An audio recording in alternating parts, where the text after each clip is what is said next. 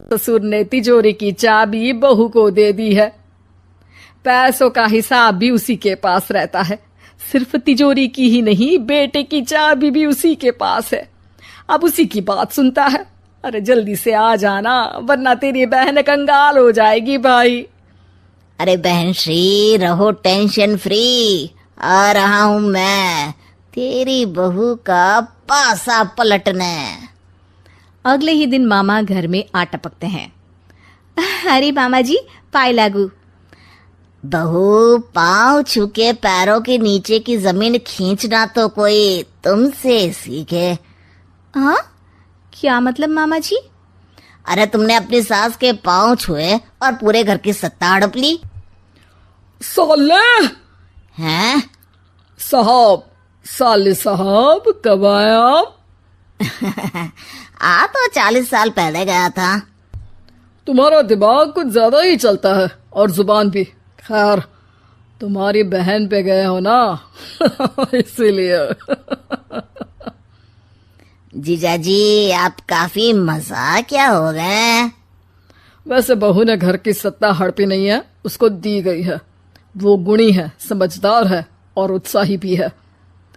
एक किताब भी लिख दीजिए ना अपनी बहू की तारीफ में जीजाजी। तभी सास वहां आ जाती है। अरे भाई, मेरे भाई आ गया तू। आजा आजा आजा, तेरे लिए पकवान बनाए हैं मैंने। हाँ हाँ साले साहब, खाइए। आपके घर में तो मिलते नहीं होंगे पकवान। क्या मतलब? मतलब आपके घर में आपकी बहन थोड़ी ना रहती है, उनके हाथ के पकवान थोड़ी ना मिलते होंगे, यही कह रहे थे ना ससुर जी? हाँ बहू, यही कह रहा था मैं। सास अपने भाई को अंदर ले जाती है और कहती है, ये हलवा खा के कुछ जलवा दिखा दे भाई। लूडो। अरे हाँ हाँ, लूडो भी खेल लेना। पहले बहू के हाथ से सत्ता लेने की कोई तरकीब ढूंढो। लूडो खेलेंगे, जो जीतेगा सत्ता उसकी। अरे पर मुझे तो खेलना ही नहीं आता। तू बस चाल चलना, पासे तो मैं फेंकूंगा और मेरे हाथ से फेंका गया पासा मेरी मर्जी के खिलाफ नहीं आता। अरे लेकिन तेरे जीजाजी रहेंगे तो ये काम कैसे होगा? हर रविवार जीजाजी शाम को अपने दोस्तों के साथ बैठने जाते हैं। वहाँ उनकी महफिल जमेगी और यहाँ बहू के महफिल उजड़ जाएगी। अरे एक नंबर का कमीना है तू। जैसी दुनिया वैसे हम बहना। रविवार की रात सास, बहू, बेटा और सास का भाई एक साथ बैठे हुए होते हैं। अरे थोड़ा मनोरंजन हो जाए तो मजा आ जाए। हाँ हाँ, लूडो खेलते हैं। अरे वाह, बहुत अच्छा आइडिया है। हाँ हाँ, हम 4 लोग हैं, आराम से खेल सकते हैं। लूडो एक ऐसा खेल है जो खेलने से ज्यादा देखने में मजा आता है। तो भांजे, तुम और हम बस देखेंगे। यानी सास और बहू में होगा मुकाबला।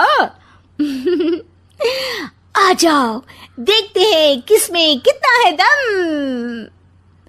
खेल होता है शुरू। पहली बाजी बहू जीत जाती है। क्यों सासू माँ, कैसी रही? अरे एक ही खेल जीती है, इतना घमंड ना कर। खेली तो तुम बहुत अच्छा हो बहू, लेकिन ऐसे फीके फीके खेलने में मजा नहीं आ रहा। कुछ दांव पे ना लगे तो क्या मतलब? ठीक है, आप जो कहेंगे मैं दांव पर लगा दूंगी।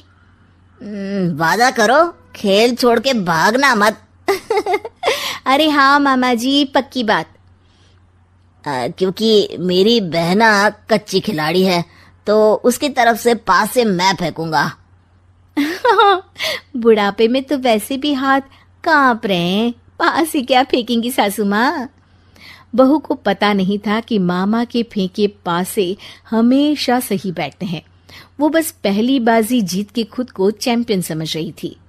अगर मैं हार गई तो बहू को अपने पुराने गहने दे दूंगी, और अगर बहू हार गई तो तिजोरी की चाबी और घर के पैसों के हिसाब की जिम्मेदारी वापस मेरे हाथ में दे देगी। हाँ हाँ, मंजूर है मुझे। अरे रुको तो, थोड़ा सोच समझ के। अरे सोच लिया और समझ भी लिया। दूसरी बाजी शुरू होती है। मामा के फेंके एक भी पासे उनकी मर्जी के खिलाफ नहीं जाते। बहू को पसीना आ जाता है, पर सास को टक्कर नहीं दे पाती। आखिरी गोटी के घर में जाने के लिए सास को 1 नंबर चाहिए, जबकि बहू एक बार भी घर में नहीं पहुंची है। अरे क्यों बहू, अब कैसी रही? ये गोटी अंदर जाएगी और तिजोरी की चाबी बाहर आएगी। मैंने बोला था तुमसे कि मामा से पंगा मत लो। मुझे क्या पता था कि ये मामा नहीं, मामा शकुनी है। मामा पासा फेंकता है और सास जीत जाती है और घर की सत्ता वापस सास के हाथ में आ जाती है। बहू रोने लगती है। इतने में ही वहां ससुर जी आ जाते हैं। अरे रो क्यों रही हो बहू?